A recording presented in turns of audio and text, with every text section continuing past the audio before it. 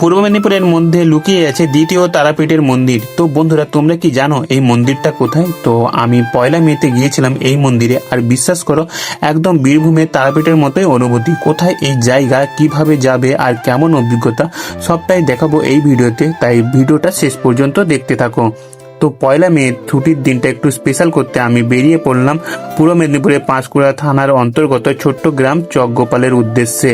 তো পাঁশকুড়া ঘাটাল রোড ধরে যেতে যেতে চারপাশে গ্রাম্য পরিবেশ, সবুজ মাঠ আর শান্ত রাস্তা, মনটা একেবারে ফ্রেশ হয়ে গেল। যশোরা গ্রামে পৌঁছতেই দূর থেকে চোখে পড়লো বিশাল তারামায়ের মন্দির। সত্যি বলছি, প্রথম দেখাতেই একটা আলাদা টান অনুভব করলাম। মন্দিরের সামনে পৌঁছে মনে হলো আমি যেন বীরভূমের তারাপীঠেই এসে গেছি। অবিকল সেই আদলে তৈরি এই মন্দির দেখে সত্যি অবাক হয়ে যেতে হয়। এরপর ধীরে ধীরে আমি উঠতে শুরু করলাম মায়ের দর্শনের জন্য 51টি সিঁড়ির ধাপ পেরিয়ে। প্রতিটি ধাপ যেন একটা আলাদা অনুভূতি দিচ্ছিল।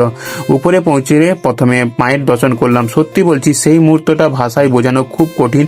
একটা অদ্ভুত শান্তি, একটা আলাদা অনুভূতি, মনটা একেবারে ভরে গেল।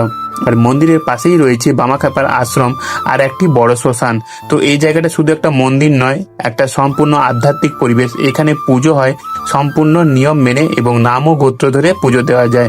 আর তুমি চাইলে ডালি নিয়ে আসতে পারো বাইরে থেকে, অথবা এখানে কিনতেও পারো। তবে একটা জিনিস মনে রাখবে, প্রসাদে এখানে বাতাসা দেওয়া যায় না।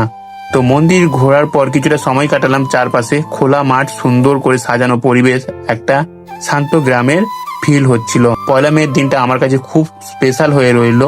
আর এটা শুধু একটা ট্রাভেল নয়, একটা অনুভূতি, একটা শান্তি, যারা এখনো পর্যন্ত যাওনি তারা অবশ্যই একবার ঘুরে আসতে পারো। আর বিশেষ করে যাদের তারাপীঠ যাওয়া হয় না তাদের জন্য একদম পারফেক্ট একটা জায়গা।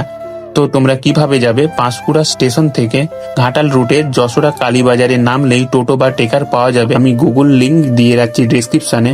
আর শেষে একটাই কথা বলবো, একবার গেলে জায়গাটা তোমাকে বারবার ডাকবে।